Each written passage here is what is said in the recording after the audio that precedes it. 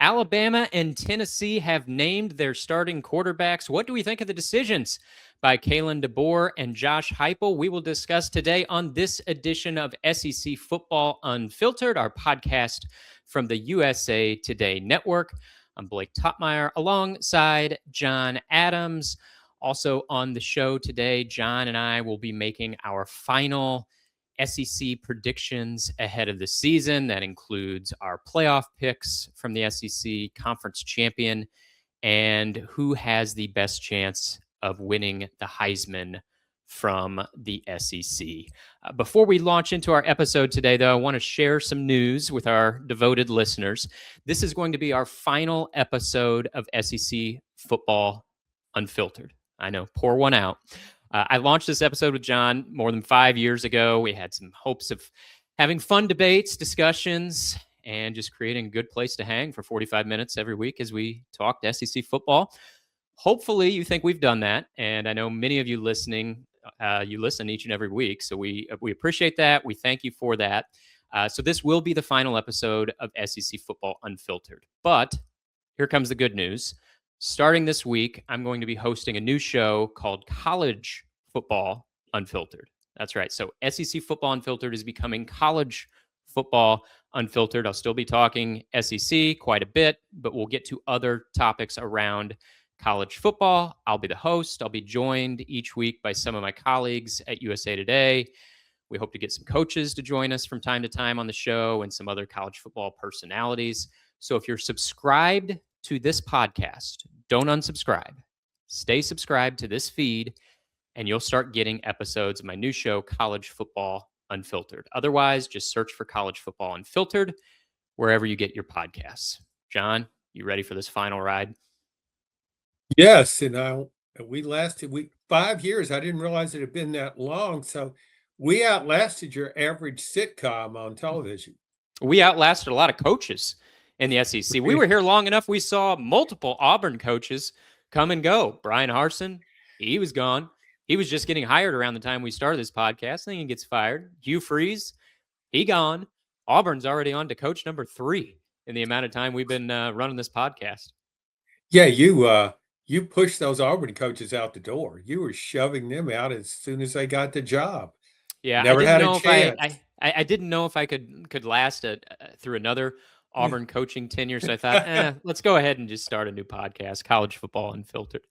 But, all right, final ride, John. We're going to start, though, with the news of the week, which is college football, quarterbacks being named around the SEC. So just to touch on them, Arkansas has named KJ Jackson its starter. Aaron Philo named the starter at Florida. But the two big ones, Keelan Russell at Alabama and Faison Brandon at Tennessee. Faison Brandon beating out George McIntyre, Keelan Russell beating out Austin Mack. Let's start in Tennessee.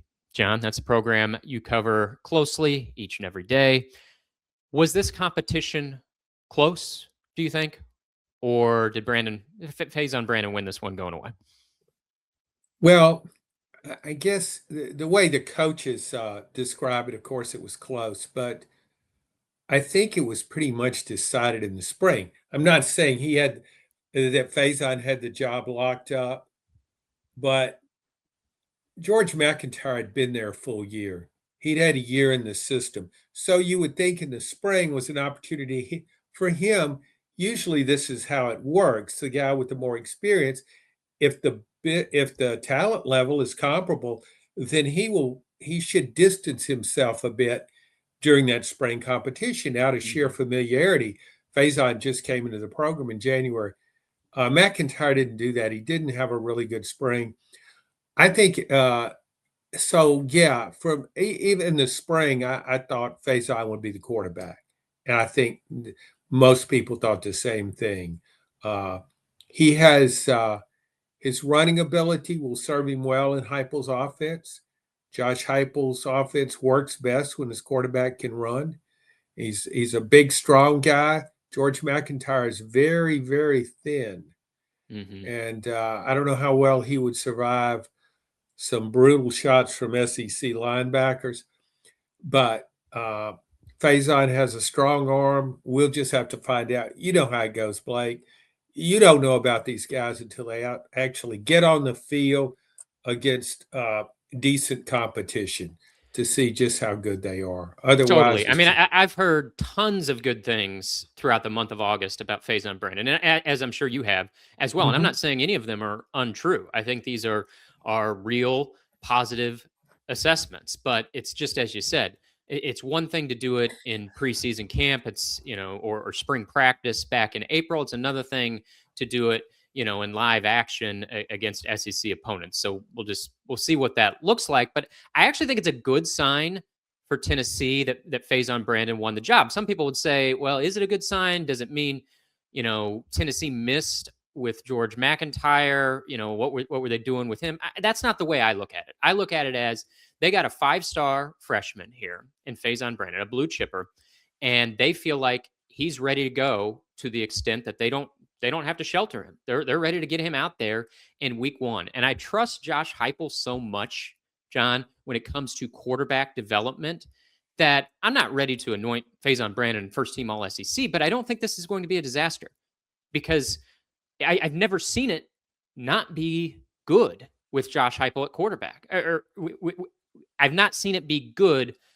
I've not seen it be anything but good with Josh Heupel developing quarterbacks. Even last year, when you had Joey Aguilar cast off at UCLA. Now, I know this was a different situation. Joey Aguilar was a veteran, had been around, had played at App State, but still, this is a guy UCLA decided it didn't want to be its starter at the 11th hour. They said, sorry, Joey, we want Nico to be our starting quarterback. And Josh Heupel said, fine, come on in here, Joey Aguilar, be our starting quarterback at Tennessee. And he led the conference in passing yards per game. So whether it be Joey Aguilar, whether it be Joe Milton, Hendon Hooker, Nico Iamaleava, or back in his time at UCF with his quarterbacks there, Josh Heupel has always developed good quarterbacks, sometimes great quarterbacks, talking about Hendon Hooker at the beginning of his tenure. So I just trust that this is going to look maybe not great in Faison Brandon's first season, but I expect it to be above average. I'll say that.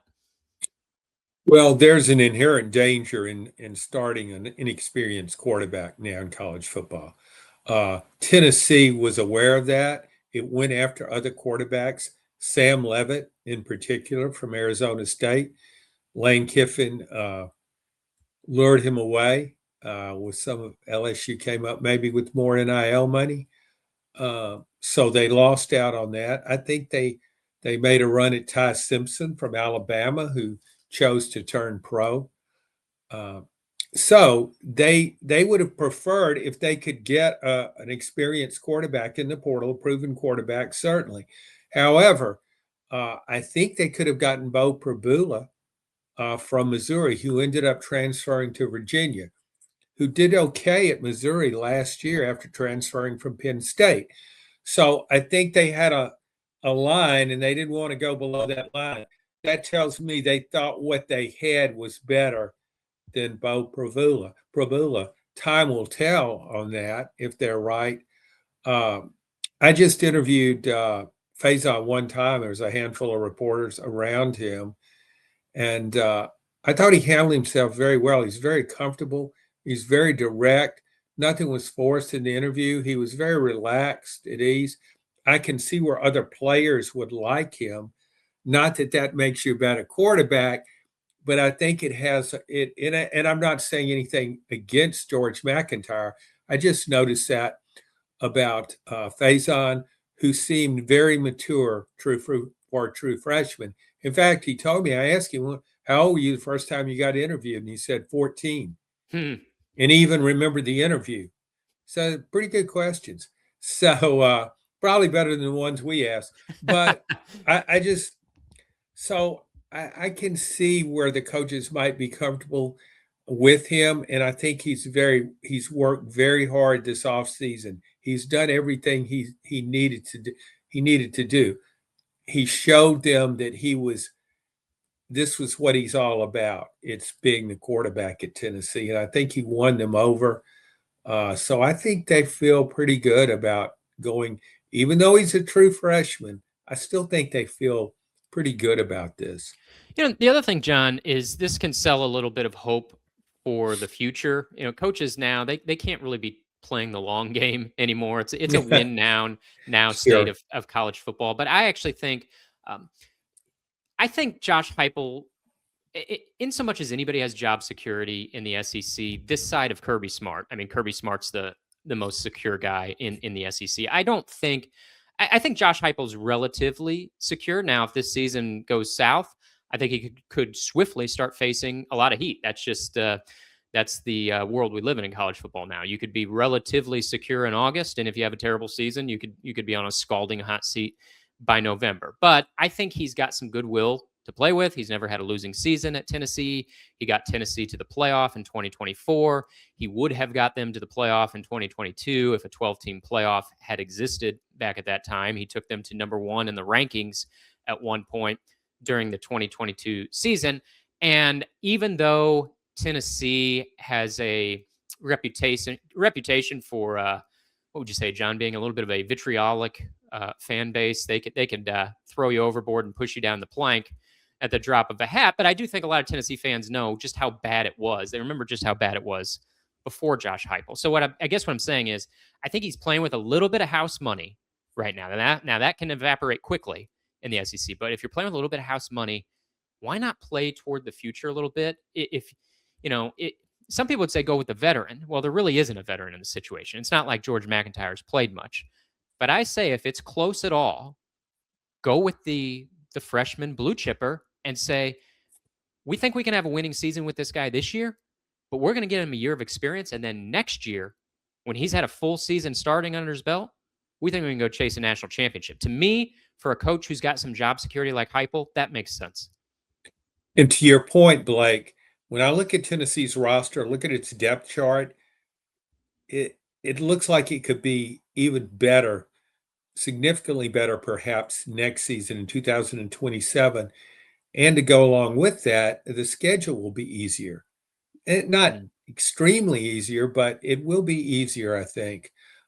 So that makes sense because Tennessee has, I think, a really good core of receivers who all could be back next year, and running backs, all of whom could be back next year, and they could have maybe 3 starters returning in the offensive line if things go as expected. So, yeah, that makes sense too.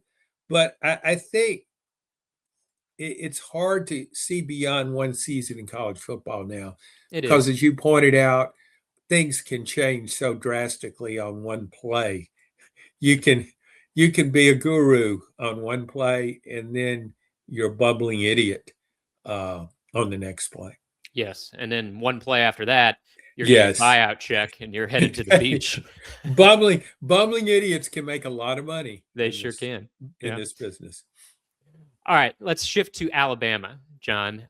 Keelan Russell wins the job there. I don't think it came as a great surprise to either of us or anyone who covers Alabama football closely. He beat out Austin Mack, the veteran whose time with Kalen DeBoer dates back to Washington. So Austin Mack's been with Kalen DeBoer for a long time, but Keelan Russell was one of the first high-profile recruits to sign with Kalen DeBoer after Kalen DeBoer was hired to replace Nick Saban. This guy's gotten a lot of buzz in the preseason. We saw what he did in the spring game. Neither you nor I are big on spring game results, but Keelan Russell did look very good in the spring game. He outplayed Austin Mack, and I think he was at the head of this competition really going into the preseason, much like, as you put it, with Faison Brandon. He had a leg up going into the preseason, and I don't think anything happened to change that throughout the last few weeks. So Alabama has named him the starter. I know it's hard, John, until you see it in action, but to me, Kalen DeBoer made the right choice here. He could have made the safe decision and gone with Austin Mack, who's been with him for several years, but I think he made the high ceiling decision. I don't know that this means Alabama's a playoff team, but I think it has a better chance to chase the playoff with Keelan Russell than with Austin Mack, because I think Keelan Russell is more of a playmaker. And I think that's what Alabama needs. What do you think? Yeah, I agree. And when you look at these quarterback competitions now, the quarterback who can also run, first and foremost, quarterback needs to be able to throw the ball. He needs to be accurate, needs to be on time with his throws. needs to be able to hit the deep ball, make quick decisions. But if he can also run, that just matters so much. And I think that was in Faison Brandon's favor, and I think in Keelan Russell. You talk about playmakers. When you see it now in the playoffs every year, you really need a playmaker quarterback because you get in there against really good competition, and it's going to be harder to just grind out these 80-yard drives, play after play. You needed somebody that can go off script, make a play, make a really, a big play in the biggest moment. And I noticed that when Kalen DeBoer was saying why he named Keelan Russell, he talked about the moment's not too big for him. Now, I don't know how big a moment you can have had as a backup quarterback, but he obviously sensed this about him that he can handle. He's been around him, and he knows he can handle those situations. I think it's hard to project that. As you said earlier, you got until you're really out there doing it, you don't know. But Kalen DeBoer seemed real confident about that. These coaches, when they talk about these decisions, they don't ever say, "Well, he's got a stronger arm." You never hear that anymore. You don't. You just command of the huddle, his poise, his work ethic. Those are the things that come into play. So I think it means more. I think both Tennessee and Alabama fan bases are more optimistic now that they have a true freshman for Tennessee, a redshirt freshman for Alabama. This is a long-term thing now, but they feel like they've come in and they've won the job over more experienced guys, so not greatly experienced, but because of that, they think, okay, talent level, upside is greater.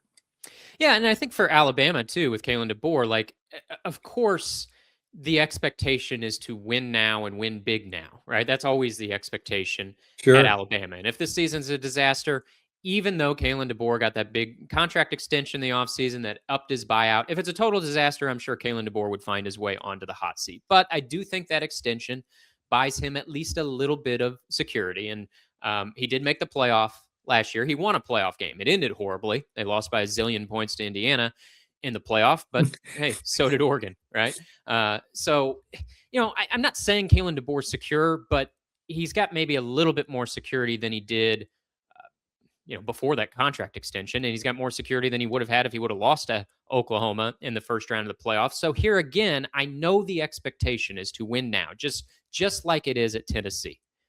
But if Alabama were to miss the playoff this year, let's say Alabama goes 9-3, misses the playoff, but Keelan Russell has a really good season and he comes back next year. That's the key. You got to keep all these guys out of the portal, right? You got to make sure they don't pull a Nico and just wander off the roster next spring. There's no guarantee that just because a guy, shows some flash and some promise with you in his first year as a starter, he's coming back.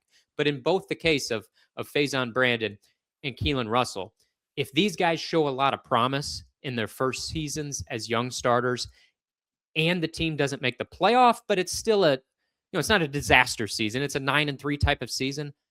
Again, I know no fan wants to hear this, particularly when Indiana is hoisting national championship trophies, but I think you can sell that a little bit. If Keelan Russell has a really good year and Alabama goes 9-3, maybe I'm wrong. Maybe I'm living in denial here. Everybody's in win now mode, but I think Kalen DeBoer could sell that going into year 4. You think I'm wrong there? You think 9-3 miss the playoffs? They're not. You can't sell that, or do you think he could sell that if Keelan Russell has a good season, he's coming back next year? Alabama still has a Nick Saban hangover, so Alabama wants a national championship hoisted at the end of the season. However, I think Alabama fans, a lot of them, not all of them, but a lot of them are knowledgeable enough to understand the situation, read the room. Alabama doesn't have the same NIL resources as some other programs do right now.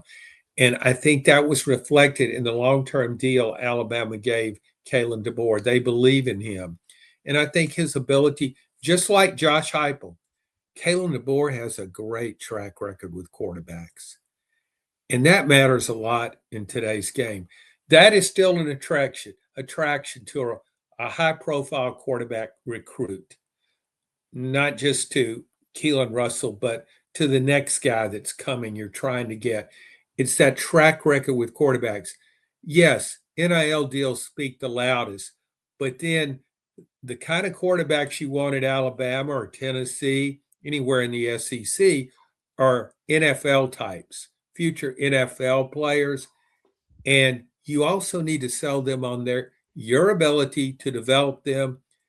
And all you have to do is Google Kalen DeBoer, and you'll see that he's done that in the past with quarterbacks. Another reason I like the decision to go with Keelan Russell right off the jump here, John, is you look at Alabama's schedule. They start with East Carolina at home, and then they go to Kentucky in week 2. Now, both you and I are a little bit intrigued what Kentucky might be able to achieve in year 1 with a new coach, Will Stein there, and Kenny Minchey, the Notre Dame transfer as its quarterback. Kenny Minchey was the backup at Notre Dame. I think there's reason for a little bit of quarterback optimism at Kentucky in a way that there rarely ever was in the Mark Stoops tenure. But still, if you think Keelan Russell is going to be the guy at some point this season, don't wait, because you've got Florida State in week 3. And before you say, well, how good's Florida State going to be? Is that really that big of a game? Well, did anybody forget what happened last year when Alabama played Florida State? So I say, if you think this guy is going to be the guy at some point in the season, don't wait until week 3 or week 4 to hand him the reins.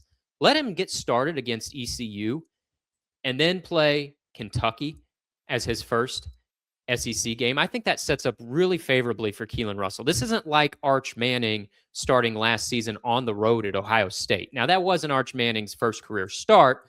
Quinn Ewers had gotten hurt the year before. Arch had gotten some playing time. So it's not an apples to apples situation. But point being, I like this a lot better to just give Keelan Russell the reins now and say, here, get some confidence against ECU and Kentucky. And then by the time Florida State rolls around in week 3, or by the time, Georgia and Tennessee come around in mid-October, like, this guy will have some starts in, some reps in. To me, I like that a lot better than trying to start the season with the veteran, all while knowing you're probably going to hand the reins to the youngster at some point. Just give him the reins right out of the jump. And I think the same way with Tennessee. Tennessee opens with an FCS opponent in week 1. They got Furman before going to Georgia Tech in week 2. And then they have Kennesaw State, who by group of 6 standards, is a good team. They had a good season last year anyway.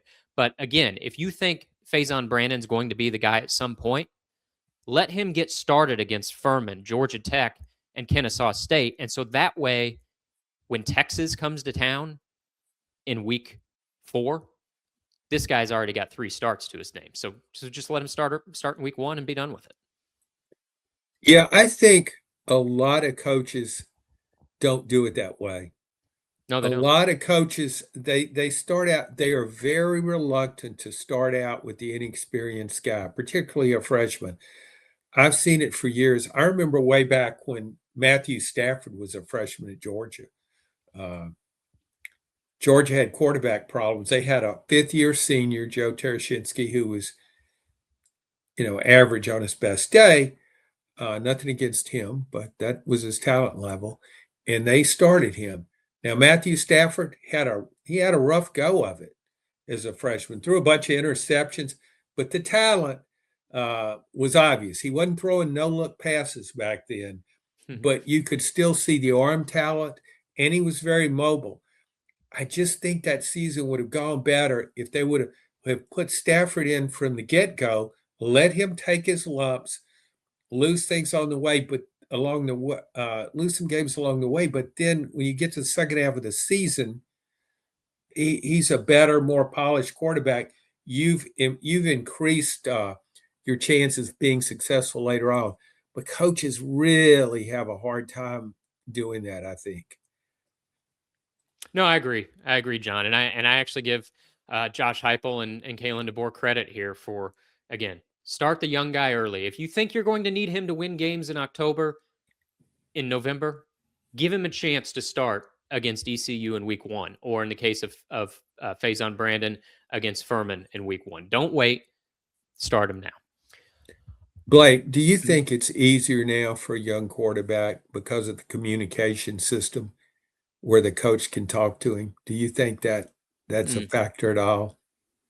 I think that might be true. I hadn't thought about that, John, but I think that's a good point. I think the thing that I maybe think about more is I just think these guys grow up more quickly now. You talk about Faison Brandon was doing media interviews from age 14 on. I'm not Yes. saying back in yesteryear that never happened. In the glory days of newspapers, I'm sure there were 14-year-olds that were big prospects being interviewed by reporters. But these guys grow up so quickly now, whether it be they're playing on their high school team, but then a lot of them are doing this camp circuits.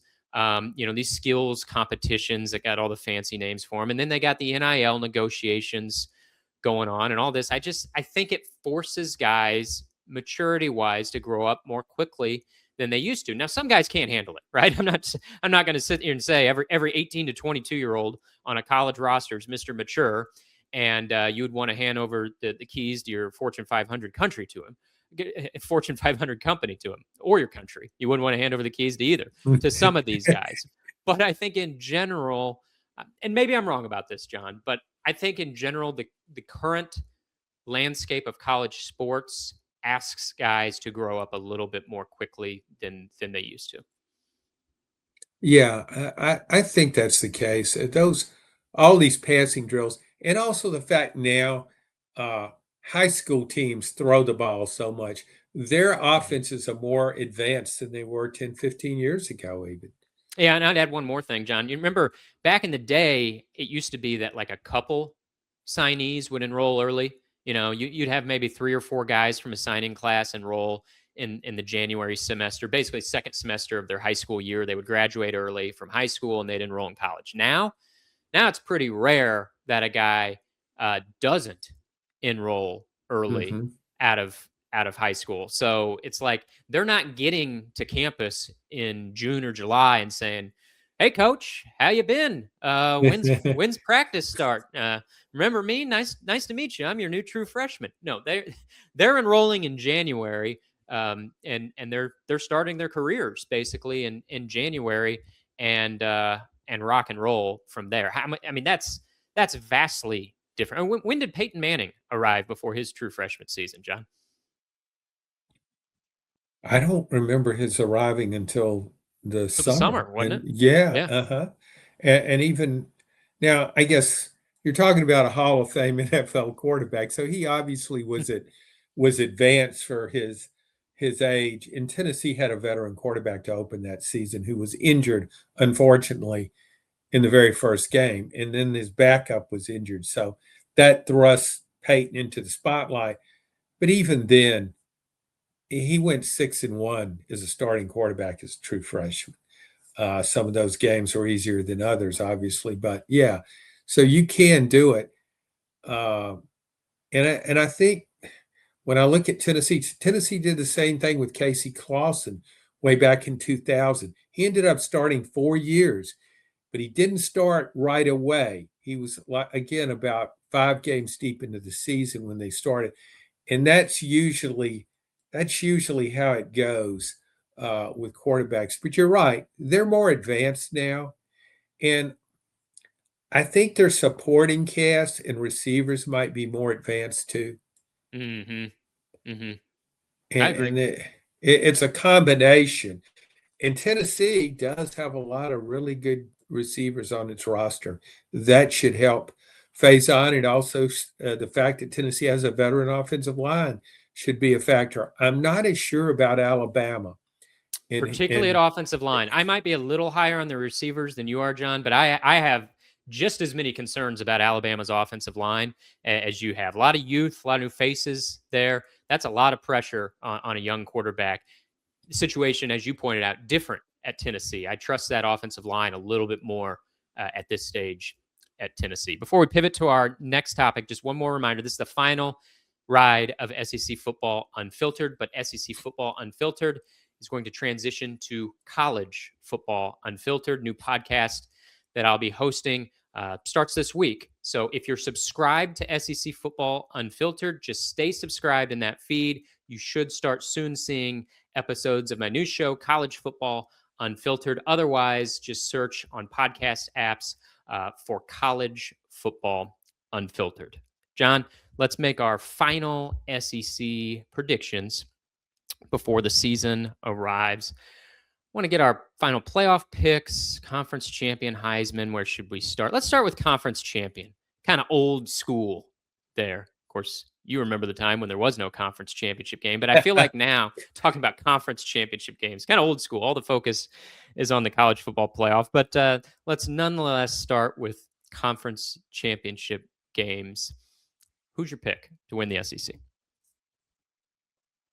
It's kind of hard to go against Georgia, but I just can't discount all the talent Texas has amassed, particularly on offense. And I know Kirby Smart's done very well against Texas, but I would go with Texas. I just think it's the most talented team in the SEC, and so I'll pick the obvious. You've pushed your chips in on Texas. You really Yeah. have.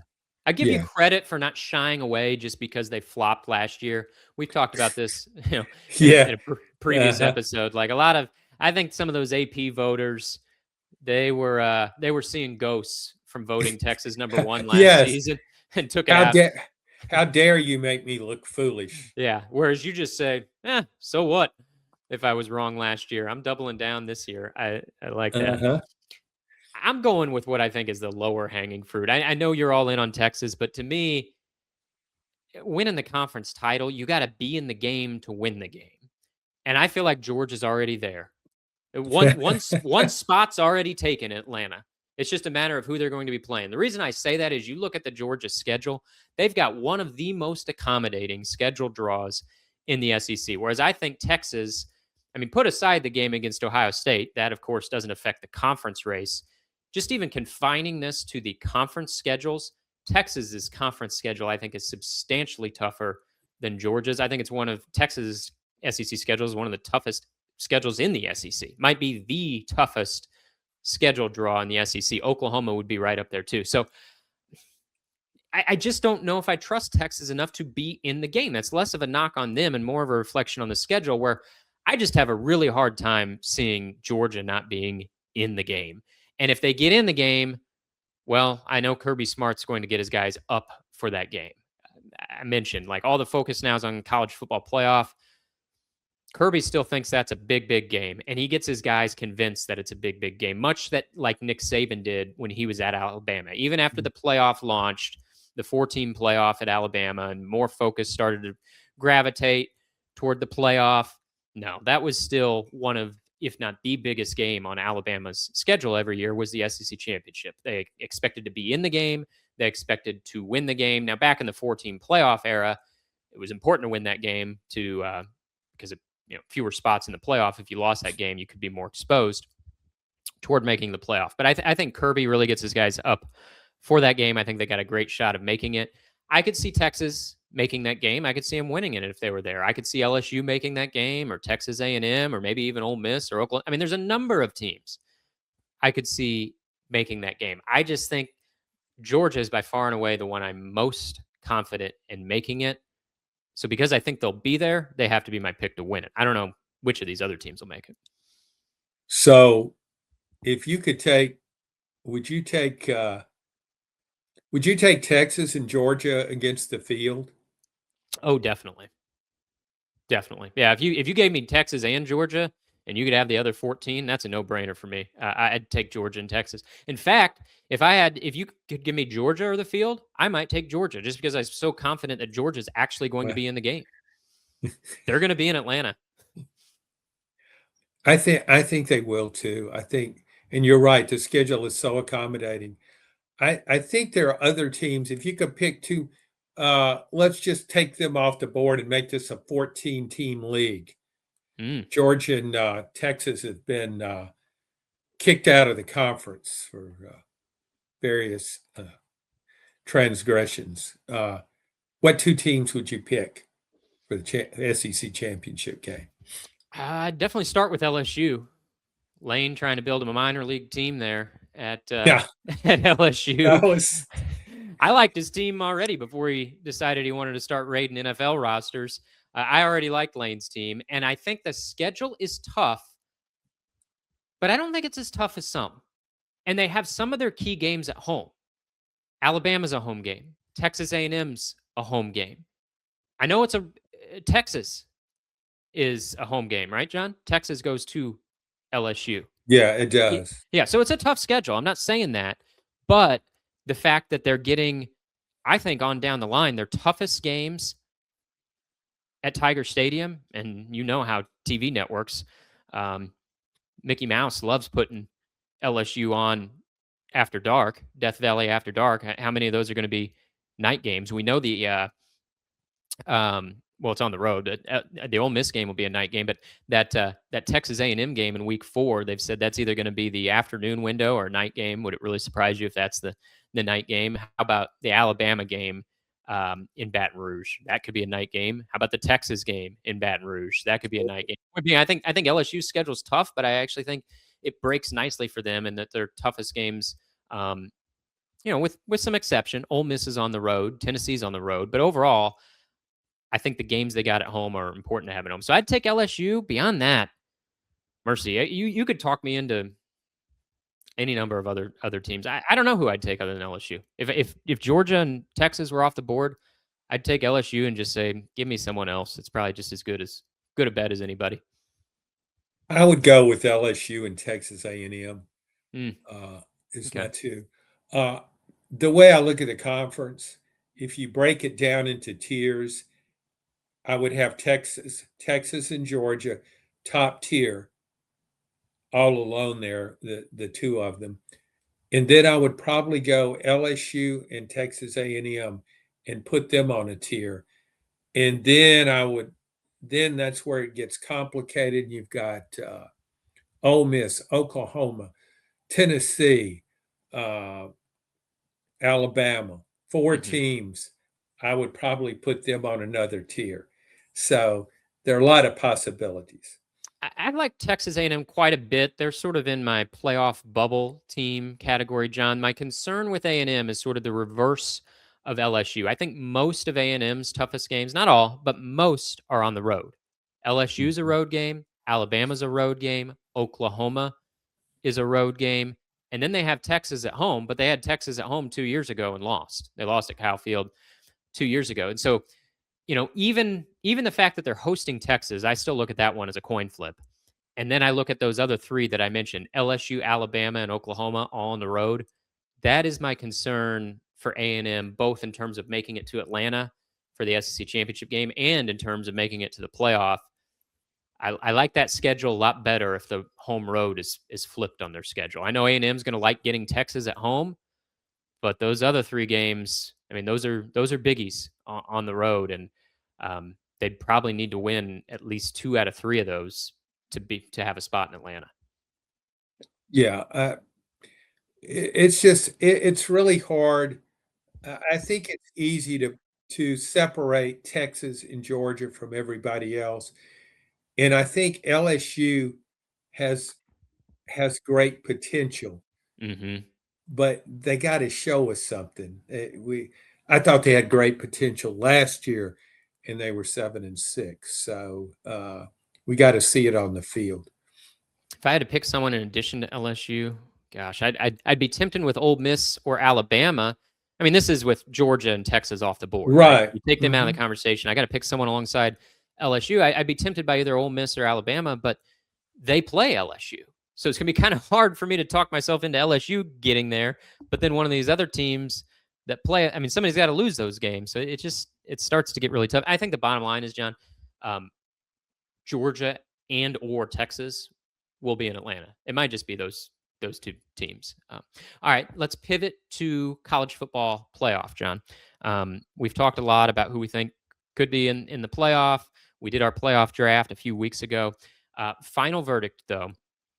How many teams does the SEC get in the playoff, and which SEC teams are your playoff picks to make it? Well, I kind of would go, Blake, I think just based on what I just did. I would go Texas, Georgia, LSU, and Texas A&M. Okay. Four I mean, teams and your 4 teams. your two teams in the top tier and then your two teams from your second tier. And you know what factors into that? And I may be totally wrong on this. I think Southern Cal is a playoff team this year from Mhm. the Big Ten. So you're counting 4 qualifiers from the Big From Ten. Big Ten, yeah. I know it'll get three. And so that would be the fourth. And that prevents the SEC, I think, from getting Notre Dame will be in there. I think we're both pretty sure about that. So that makes it difficult for the SEC to put more than four.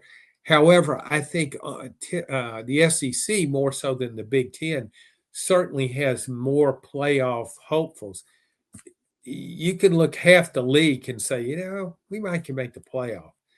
They might not have a national championship contender, but they have a team that can make the playoff. And we saw that last year. Oklahoma and Alabama, to me, weren't that terrific of teams, Mm-hmm. but they both ended up each playing each other, of course, in the first round. And then Alabama was exposed against Indiana. But those weren't great playoff teams. And I thought those teams accomplished a lot just making it. And maybe that's what will happen this year.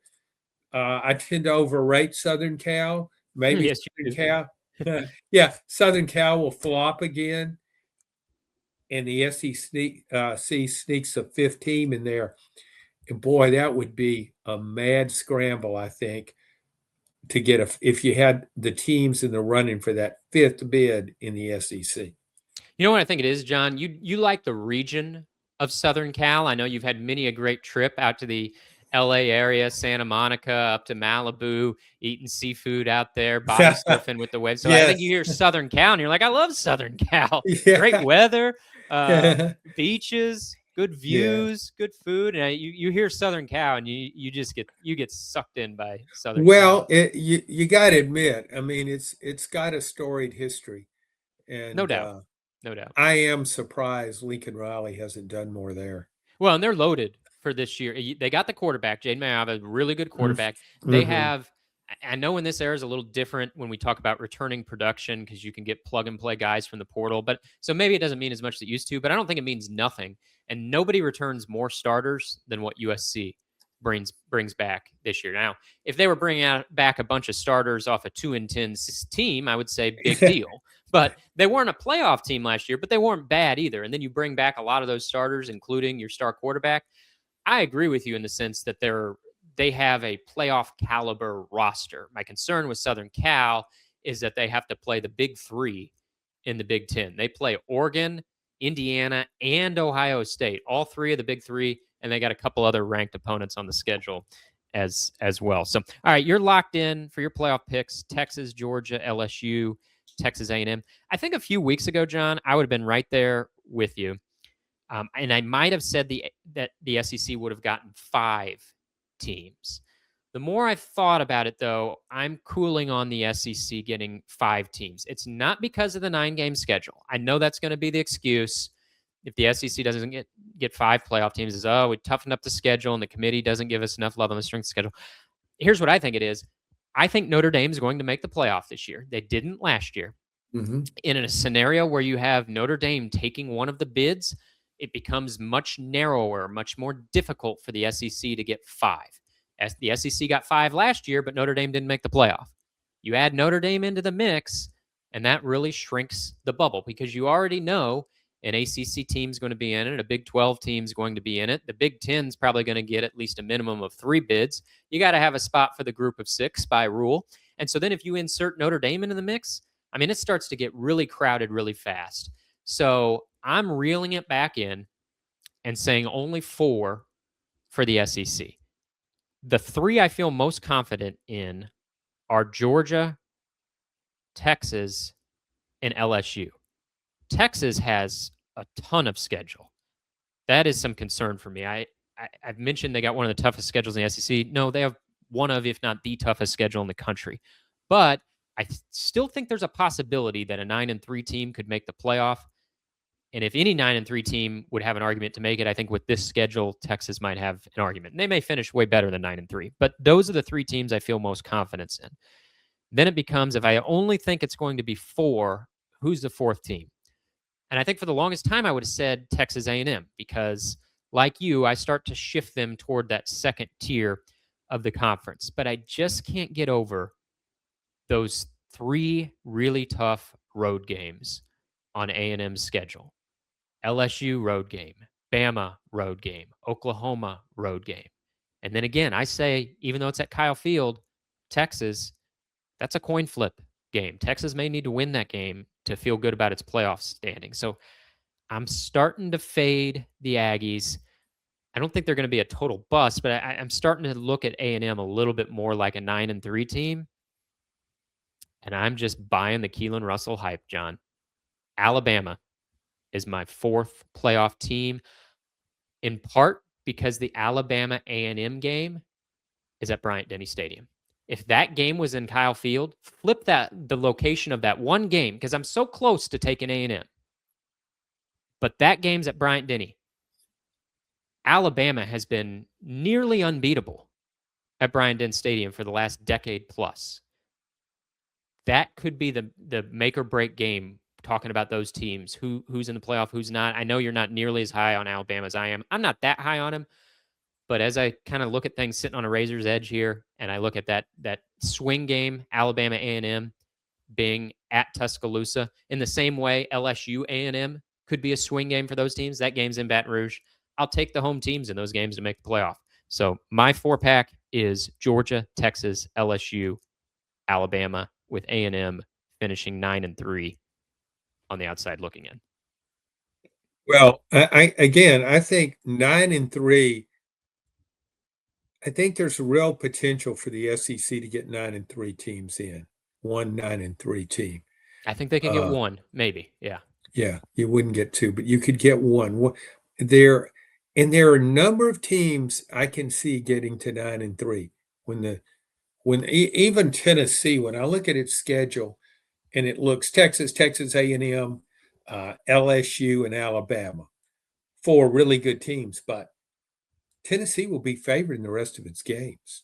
Mm-hmm. So if it wins one of those 4 games, and of course it has to avoid upsets, which it hasn't always done under Josh Heupel, but so you can make a case for how it could get to 9-3 and be in the playoff. You're in the playoff conversation at 9-3. I really don't root for teams, John. We say this, and it's true for me. I don't really care who wins and loses. Doesn't make that big a difference to me. But one thing I would selfishly like to see is if there is a log jam of 9-3 teams, I want the team that actually played somebody in the non-conference schedule, not just went out and found the weakest Power 4 opponent they could find, but the team that actually played a big dog in the non-conference. They're the ones that get the nod. While these other 9-3 teams who played the weakest teams they could find for their non-conference schedule are left complaining that they got quote unquote snubbed by the committee. I'm getting so tired of seeing teams. It's not just the SEC. The Big Ten's even worse. Ask Kurt Signetti how to make a schedule at Indiana, and he'd say bring on the 3 tastiest cupcakes you could find. And I'm getting so exhausted and tired of seeing everybody just duck anybody with a pulse in the non-conference portion of the schedule. So that's what I'd like. If the SEC is going to get a 9-3 team in, let it be the team that actually played somebody, played a really good team in the non-conference schedule. Reward them for doing that, and maybe you'd start to see some teams schedule a little bit tougher in the non-conference portion of the season. Well, I just think when you look at an SEC team, when you start trying to decide between SEC teams with 9-3 records, we had this in 2024. You have a group of teams, and you can make a case for either one of them. There's so many factors. There's head-to-head, there's schedule, how you finish the season, all these things. It's really hard when you try to decide between 9-3 teams in the SEC, I think. Mm-hmm. All right, final prediction, John. If a player wins the Heisman from the SEC, we don't know. I mean, Big Ten's got a lot of good candidates up in their neck of the woods as well. But let's say someone from the SEC does win the Heisman. Who's the most likely guy from the SEC to win that award this year? Well, it's got to be a quarterback pretty much. I don't really, I think there are guys outside the conference that I would rate higher, have a better shot. Arch Manning is the obvious choice. I think Texas will be really good. So that helps a quarterback. But I can't go against Trinidad Chambliss at Ole Miss. He led his team to the playoff semifinals last year. I just think he's the best quarterback in college football, and maybe the best player. He's just a really good player.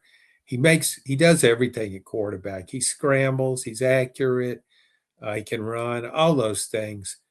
So if I did my ballot right now, I would have Trinidad Chambliss at the top. Will Ole Miss win enough games to keep him there?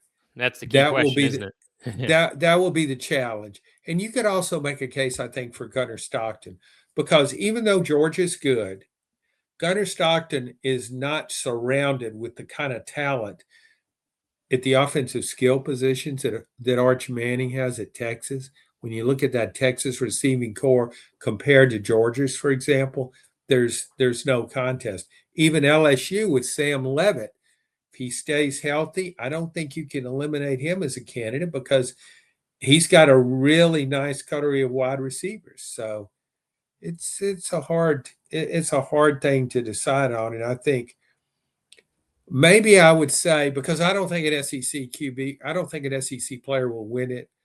I guess Arch Manning would have the best shot, but I think Trinidad Chambliss is the best player in the SEC. We're thinking very similarly, John. I would pick a Big Ten player to win the award if I had to pick it now. I don't know which one. Could be Dante Moore at Oregon. Could be Julian Sayin at Ohio State. Heck, could be Jeremiah Smith at Ohio State. Could be Bo Jackson at Ohio State. Ohio State's got no shortage of Heisman hopefuls.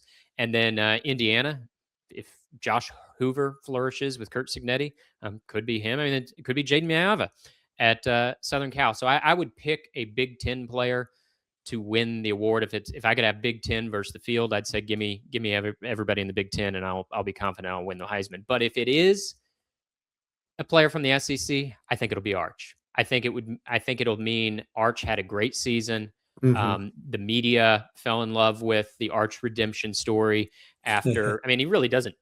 Redemption story makes it sound like he was, some troubled soul last year. It's not the case. He just had an up and down year. But I think the media could they could lap up an Arch redemption arc. But what's interesting, and this is why I say I agree so much with you, when I was casting my preseason All-America ballot for USA Today, you know how I wrote in as my quarterback? Trinidad Chambliss. Trinidad Chambliss, I think, goes into the season as the best quarterback in college football. Now, others would say Dante Moore or Julian Sayin or what have you, but the way we do it at USA Today, you can only vote for one quarterback on your preseason All-America ballot. I voted for Trinidad Chambliss. But if an SEC, I trust Texas to make the playoff maybe more than I do Ole Miss, and I think it might be harder. I think it would be hard for Trinidad Chambliss to win the Heisman if Ole Miss doesn't make the playoff. So having said all that, if a player wins the Heisman from the SEC, I think it'll be Arch. Yeah, and see, I think Miami's quarterback Darian Mensah, the transfer from Duke, could be him. Yeah. I think he's in a very good position to win the Heisman. Very talented guy, and great cast around him. But I wonder if the same thing applies to Ohio State that it does to Miami. Miami has Malachi Tony, what's his name? Mark Fletcher, running back. Mark, yeah. And then Mensah, three guys, and then Ohio State, again, receiver, quarterback, running back, all guys taken on their own merits. If those players were somewhere, as you could say, well, he's a Heisman candidate, we would promote. I think when you have three players on the same team of that level, it might work against both Miami players and Ohio State's in that regard. What about CJ Carr at Notre Dame? That would be my biggest concern about taking the Big Ten against the field in the Heisman race. Notre Dame could go undefeated. I mean, their schedule is tailor-made toward a playoff run, toward an 11-1 or 12-0 type of season. They got Miami, they have BYU, they have SMU, but the way I look at it, Notre Dame starts the season 9-0. And I think CJ Carr is a star. He might be the biggest threat to a Big Ten player winning the award. Yeah, that's very true. I think Notre Dame, that Notre Dame Miami game that could have not just playoff implications, but Heisman implications in that matchup, Notre Dame and Miami. It's been a blast, John. Like I said, we outlasted 2 Auburn coaches. They said it couldn't be done. We did it. Well, if you hadn't shoved them so hard getting those coaches out of there, we might not have done it. But to your credit, you got it done. We did our small part. Thanks for listening to this edition of SEC Football Unfiltered. Thanks for listening to every edition of SEC Football Unfiltered that you've listened to the last 5 years. Again, I am transitioning to College Football Unfiltered. Stay subscribed to this feed or just search College Football Unfiltered wherever you get your podcasts. Thanks for listening.